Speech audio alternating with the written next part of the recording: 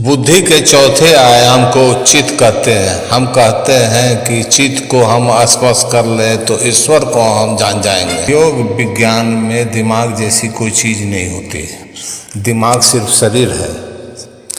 जैसे दिल है, जैसे जिगर है, वैसे ही दिमाग है। ये भी कोई शरीर है।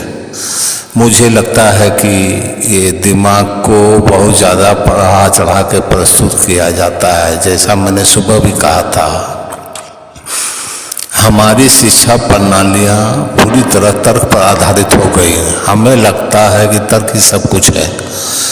तो योग विज्ञान के अनुसार मन के 16 हिस्से हैं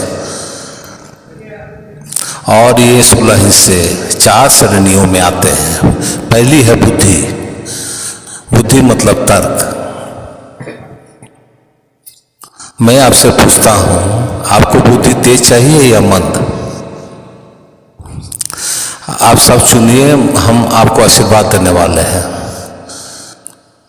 आपको तेज चाहिए तो बुद्धि एक चाकू की तरह है।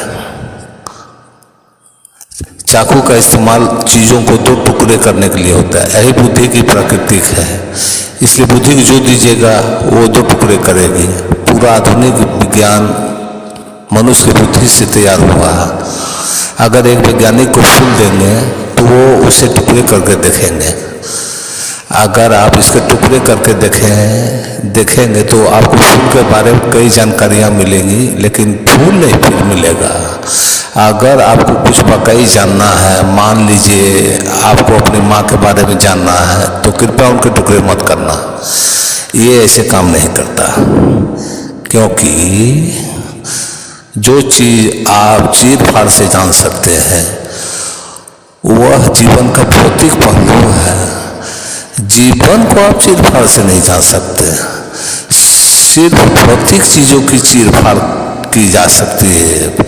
फिर हम हर चीज़ को जानने के लिए तर्क का इस्तेमाल करते हैं और हम 2 टुकड़े करने का कोशिश करते हैं और हम दुनिया को एक करने की, समानता की, आत्मज्ञान की बात करना चाहते हैं और सब तर्क से करना चाहते हैं। जैसे चाकू का काम सिलाई के लिए करना। तो हम ये देख रहे हैं कि किसी भी चीज़ के बारे में हम जितना ज़्यादा ज्ञान इकट्ठा करते हैं उससे उतना भ्रम और दूरी बढ़ती जाती है। तो तर्क एक चाकू की तरह है। इसे तेज होना चाहिए। यह जीवित रहने का औजार है। यदि आपने चीज़ों में फर्क करने का तर्क नहीं रहता तो जिंदा रहना मुश्किल है। यह जिंदा रख सकता है तर्क हमें। ये तब तक काम नहीं कर सकता जब तक मात्रा में यादाश्त ना हो। यदि आपकी सारी यादाश्त मिटा दी जाए तो आप अचानक मूर्ख लगने लगेंगे। भारत में ये हमेशा होता है। लोग ग्रामीण और शहरी बच्चों को साथ बैठा कर उसका टेस्ट लेते हैं, सिर्फ इसलिए कि शहरी बच्चे के पास ज़्यादा जानकारी है तो वो स्मार्ट लगता है, गांव का बच्चा मूर्ख लगता है। लेकिन आप उन्हें वास्तविक स्थिति में रखें तो वो ज़्यादा स्मार्ट निकलेंगे, क्योंकि उनकी बुद्धि ज़्यादा इस तरह से सक्रिय है।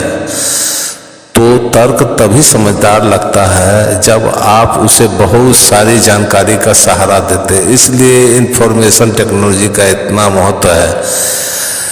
आदमी अपना सिर्फ समय वक्त फोन पर बर्बाद में नहीं करते, बल्कि छोटी छोटी जानकारियों को इकट्ठा कर अपने लोगों के बीच में वो स्मार्ट नज़र आते हैं। उसके बिना वो स्मार्ट नहीं दिखाई दे सकते। हमारे यहाँ 2 तरह के स्कूल हैं। एक आधुनिक है और 30% बच्चे वहाँ अमेरिका से भारत पढ़ने आते हैं, और दूसरा स्कूल पूरी तरह से पारंपरिक है। हम वहाँ योग, शास्त्रीय नृत्य और संस्कृत और अंग्रेजी भाषाएं सिखाते हैं। उन्हें किसी तरह का शैक्षिक ज्ञान नहीं दिया जाता। ये कुछ साल पहले की बात है। सारे छोटे बच्चे हाथ धोने के लिए भागे। नल इतनी ऊंचाई पर है, 6 से 7 साल के बच्चे वहाँ तक पहुँच नहीं पाते। तो आधुनिक स्कूल के सारे बच्चे वहाँ जाकर सभ्यता से खड़े होकर इंतजार करने लगे कि कोई शिक्षक और आकर बेंच रखे और उस पर वो चढ़ के हाथ धोए। और गांव के बच्चे दौड़े, छोटे बच्चे बड़े बच्चे के पीठ पर चढ़ गए और छोटे बच्चे हाथ धो के भाग गए। आजकल तर्क को ज़्यादा महत्व दिया जाता है, अब बुद्धि के दूसरे आयामों को विकसित नहीं किया जाता है। मन के अगले आयाम को अहंकार कहते हैं, जिसे हमने पूरी तरह नज़रअंदाज कर दिया। कई लोग अहंकार को ईगो समझते हैं, लेकिन ये ठीक नहीं है। ईगो मतलब पहचान, और जो आपने अपने लिए बनाई है। अगर मैं कहता हूँ मैं भारतीय हूँ, तो मुझ में अचानक तर्क मेरा ऐसा विचार पैदा करेगा कि इसके लिए मुझे जीने और मरने की इच्छा पैदा होगी। मेरा मतलब, आप कपड़े का टुकड़ा दिखाएं यानी झंडा, तो लोगों के आंखों में आंसू आ जाएंगे। ये पहचान है, और ये कहीं दूसरे देश में रह रहे होते और ये कपड़े दिखाते तो इसके साथ भी ऐसा ही होता है। तर्क एक साधन है जो हमारी पहचान की रक्षा करता है। तर्क एक निश्चित तरीके से काम करता है। अगर बुद्धि चाकू है तो जो हाथ उसे पकड़ता है वो पहचान है। आप मुझे बताइए, चाकू के काम करने के लिए ये जरूरी है कि चाकू तेज हो, लेकिन चाकू से विनाश होगा या विकास, ये उस हाथ पर निर्भर करता है जिसने उसे पकड़ा है। लेकिन आजकल हमारे समाज में, दुनिया में हाथ के विकास के लिए कुछ नहीं किया जा रहा है। हम अपनी छोटी से छोटी पहचान बनाते जा रहे हैं। इससे हर हाल में अशांति होगी, मनुष्य के भीतर भी और बाहर भी। इस और कोई रास्ता नहीं। प्राचीन काल से ही पूर्व के संस्कृतियों में ब्रह्मांड की और अपने पहचान की शिक्षा दी जाती है। अहम ब्रह्मास्मि, इसका अर्थ है मैं ब्रह्मांड हूँ। असीम के आधार पर पहचान बनने से पहले शिक्षा बिल्कुल नहीं देनी चाहिए। पहचान होने के बाद ही अपनी तब शिक्षा देनी चाहिए, और नहीं तो शिक्षा विनाशकारी हो जाएगी। मूल रूप से सारे अपराध और बुरे काम और भयंकर अपराध हम करते हैं तो उसी पहचान की वजह से। ये मेरा तरीका है, वो आपका तरीका है, ये मेरा देश है, वो आपका देश है, ये मेरा धर्म है, वो आपका धर्म है। विकास के बिना ही हम चाकू को तेज बना रहे हैं, हाथ अस्थिर है, और यादाश्त को शक्तिशाली बना रहे हैं। मन के अगले आयाम को मनस कहते हैं। ये यादाश्त का संग्रह है। यहाँ यादाश्त के 8 आयाम हैं। इसमें पंच तत्वों की यादाश्त, परमाणु तत्वों के अनुसार यादाश्त, सचेतन की यादाश्त, स्पष्ट यादाश्त, चेतन की यादाश्त, ऐसे ही कई तरह की अवस्थाएं हैं। इस शरीर में हर उस चीज़ की यादाश्त है जो इस क्रिया पर हुई है। अगर हम पर्याप्त ध्यान दें तो हम इसे देखकर ही जान सकते हैं कि जीवन का विकास कैसे हुआ। सिर्फ 150 साल पहले चार्ल्स डार्विन ने इस ग्रह के जीवन का अध्ययन किया और जीवन के विकास के बारे में बताया था। लेकिन आदि योगी ने 15,000 साल पहले ही इसके बारे में बात की थी। उन्होंने पहले ही कहा था, हर भारतीय लगभग जानता है लेकिन सचेत नहीं है। 10 अवतार हैं, आप ये सब पढ़े होंगे।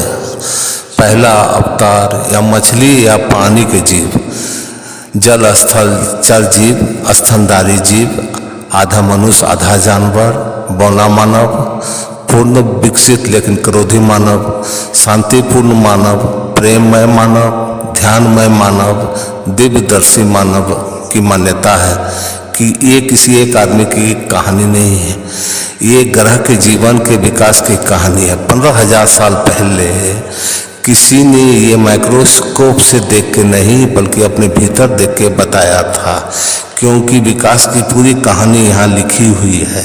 योग विज्ञान इसी पर केंद्रित है। यादाश्त के आयामों को कैसे सक्रिय करें। अगर आपकी याददाश्त सीमित है तो हर हाल पर बचकाने काम करेंगे। यदि आपका तर्क बहुत काबिल हो जाता है कि बहुत ज़रूरी है कि आपका पहचान ब्रह्मांडीय हो, असीम हो, आपका याददाश्त इस तरह से विस्तृत हो कि ये तीनों निश्चित तरीके से काम करते हैं। बुद्धि के चौथे आयाम को चित्त कहते हैं। यह बुद्धि का वो आयाम है जो याददाश्त से प्रभावित नहीं होता। हमें समझना चाहिए कि हम जैसे अभी हैं वैसे हमारे याददाश्त की वजह से है। चाहे वो मेरी त्वचा का रंग हो या मेरी पहचान किस रूप में है, हम पुरुष हैं या स्त्री, सब कुछ मेरे याददाश्त तय करते हैं। मेरे अंदर जो याददाश्त है वही सब तय करते हैं। मैं मनुष्य हूँ या कोई प्राणी, ये भी याददाश्त तय करते हैं।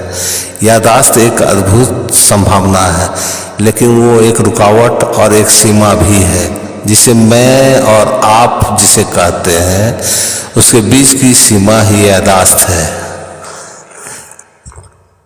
मेरे सिस्टम में जो है वो मेरी सीमा है, आपके याददाश्त में जो वो आपकी सीमा है। लेकिन चित्त में कोई याददाश्त नहीं होती। याददाश्त नहीं है तो सीमा भी नहीं है। वो बुद्धि जिसकी कोई सीमा नहीं है, योग संस्कृति में ऐसे शरारत तरीके से व्यक्त किया गया है। अब मैं कहता हूँ अगर चित्त को स्पष्ट कर लिया जाए तो ईश्वर आपके गुलाम बन जाएंगे। ये बहुत महत्वपूर्ण है, क्योंकि आपको समझना चाहिए ऐसा पहली बार हुआ है। पहली बार हमारे जीवित रहने की प्रक्रिया इतनी बेहतरीन तरीके से व्यवस्थित है। पहले बार मनुष्यों के पास इतना समय है कि वह चीज़ों पर ध्यान दे सके, वरना भोजन का प्रबंध करने में ही 24 घंटे लग जाया करते थे। सभ्य समाजों में हम वही पुरानी चीज़ कर रहे हैं। जब यहाँ इतनी सारी ज़मीन है तो आपको भोजन के लिए बाहर जाने की क्या ज़रूरत है। हमें तो वॉलमार्ट जाना है। पहली बार जीवन चलाने की प्रक्रिया इतनी व्यवस्थित है कि मनुष्य जीवन के गहरे आयामों को खोजे और अपने इस ग्लोबल मार्केट से अपने लिए समय निकाले। मनुष्य के लिए यही महत्वपूर्ण है। सुविधाओं का उपयोग कर, अपने बुद्धि को परखर कर, अपने तेजस्विता को आगे बढ़ाकर मनुष्य बहुत सारी काम इस धरती में कर सकता है और अपने बुद्धि के साथ यानी चाकू के साथ अपने हाथ को भी विकास कर सकता है। हाथ पर ही वो निर्भर है कि उस चाकू से अर्थात तर्क की चाकू से किस तरह जो है हम उसका उपयोग करें। तर्क के चाकू को चलाने से पहले हाथ का विकास बहुत ही जरूरी है, अन्यथा वो तर्क का चाकू बुद्धि रूपी जो है या तो वो विनाश करेगा या तो वो निर्माण करेगा। अब तय करना है हमारी हाथ को कि हम क्या करते हैं। धन्यवाद।